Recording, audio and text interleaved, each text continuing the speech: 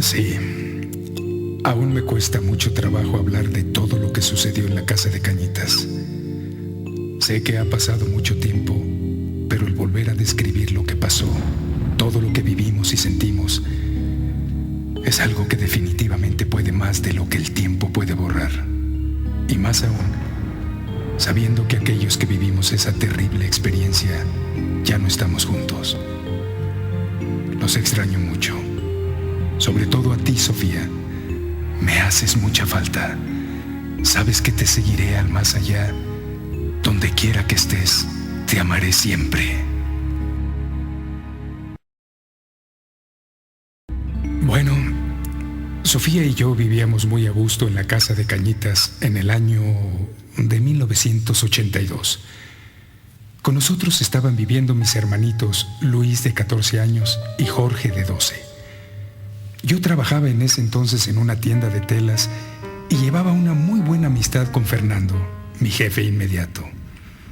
Si mal no recuerdo, a principios del mes de abril llegaron a la casa mi hermana Norma y su novio Emanuel. Norma se acababa de separar de su esposo y nos pidió que si podían quedarse un tiempo a vivir con nosotros. Me dijo que solo mientras terminaban los trámites de su divorcio, pues querían casarse lo más pronto posible. No tuvimos ningún inconveniente, pero curiosamente, a los pocos días, Fernando me comentó que tenía problemas con las personas que le rentaban la casa en donde vivía y obviamente yo le ofrecí que si quería podía quedarse con nosotros mientras conseguía otro lugar. Tal parece que el destino nos iba reuniendo. ¿Quién sabe por qué? Tal vez para poder descargar toda esa maldad y todos los horribles eventos que estaban por venir. Parecía como si algo o alguien nos hubiera escogido a nosotros para vivir esta trágica y terrible pesadilla. Aún no sé exactamente cuándo comenzó todo, pero recuerdo que al poco tiempo de que llegó Norma a la casa, platicaba mucho de un novio que había tenido en la secundaria y que se había matado en un accidente. Al principio creí que lo hacía para darle celos a Emanuel, pero cuando supe de plano que estaba buscando a una bruja de esas que leen las cartas, me percaté que ya no era un cuento, que se estaba obsesionando demasiado con eso. Un día, Fernando me comentó que había acompañado a Emanuel y a Norma a ver a una bruja que se llamaba Margarita.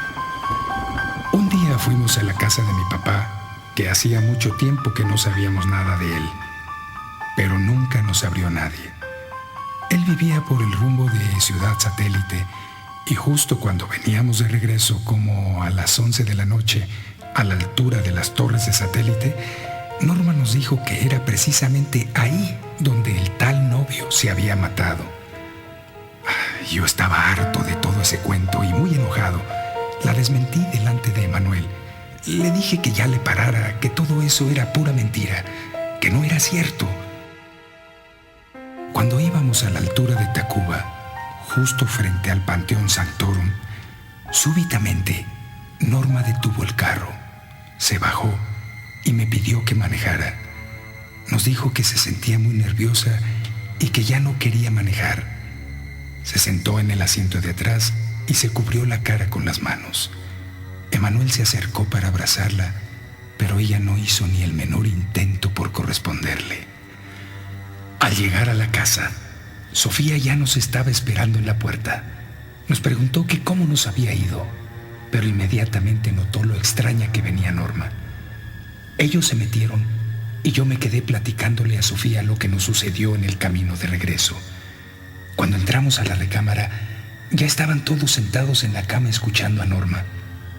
Nos contó que mientras venía manejando, un cuervo le venía picoteando el parabrisas del auto. Todos empezamos a reír y a hacerle burla, menos Sofía, que mientras consolaba a Norma, nos sugirió regar agua bendita por toda la casa, solo por si las dudas. Mientras Sofía regaba el agua bendita, empezó a bajar drásticamente la temperatura. Comenzamos a sentir mucho frío. Nos volteamos a ver. Simultáneamente, percibimos un olor muy fuerte y muy feo, como a excremento. Nadie dijo nada, Solo nos veíamos asombrados. La verdad es que reflejábamos mucho miedo. Se sentía el ambiente muy pesado. Noté que Sofía se estaba poniendo muy nerviosa y le dije que me entregara el agua bendita, pero Emanuel se la quitó de las manos y la empezó a regar, mientras recitaba en un tono muy burlón: «En el nombre de Dios, yo te bendigo». Creo que estaba tomando todo esto como un juego. Cuando entró Emanuel a la recámara, escuchamos claramente cómo se estrelló la botella del agua bendita en el piso. Lo vimos salir corriendo hacia la cocina y corrimos detrás de él. Cuando lo alcanzamos, tenía las manos sobre la cara y sus ojos reflejaban mucho asombro, mucha incredulidad, mucho miedo. Solo repetía: «No es posible, no es posible». Para entonces estábamos ya muy asustados. Traté de calmarlo y él me apretaba las manos y me miraba fijamente a los ojos, pero no podía hablar, no podía hablar. Pasaron como 5 minutos para que se calmara y nos dijera lo que había visto. Nos dijo que al entrar a la recámara vio a una mujer vestida de negro y flotando como a unos 10 centímetros del suelo, que sus pies no tocaban el piso. Su ropa se veía muy deteriorada y desgastada, como roída por el tiempo. Tenía su cabello largo, muy largo, blanco y mugroso, que le tapaba casi todo el rostro. Estaba encorvada, con la cabeza agachada hacia abajo, pero su mirada estaba viendo hacia el frente, mirando fría y fijamente a Emanuel. Al escuchar esto, sentimos cómo un escalofrío nos recorría toda la espalda y decidimos dormir todos juntos en la misma recámara. 3 semanas después de lo que ocurrió con Emanuel, yo pensé que Norma ya se había olvidado del supuesto novio muerto, pero otra vez volvió con lo mismo. Fernando comentó que para salir de dudas y saber qué diablos era lo que en realidad pasaba con el supuesto muertito, intentaran comunicarse con él por medio de una ouija que tenía su hermano. Obviamente yo no se los permití, pero al día siguiente, mientras yo estaba en el trabajo, decidieron ir por la famosa ouija, pero el auto curiosamente no quiso prender. Norma, en su terquedad, le llamó a una amiga para que los llevara por la tabla. Ella los llevó por la ouija a la casa del hermano de Fernando, y fue entonces cuando les dijo que para que funcionara mejor, la tenía que curar una bruja. Después de recogerla, se dirigieron a la casa de la bruja Margarita. Al principio no quería curarla, pero le insistieron tanto que finalmente lo hizo. Les advirtió que era bajo su propio riesgo y que por nada del mundo la fueran a utilizar después de las 6 de la tarde.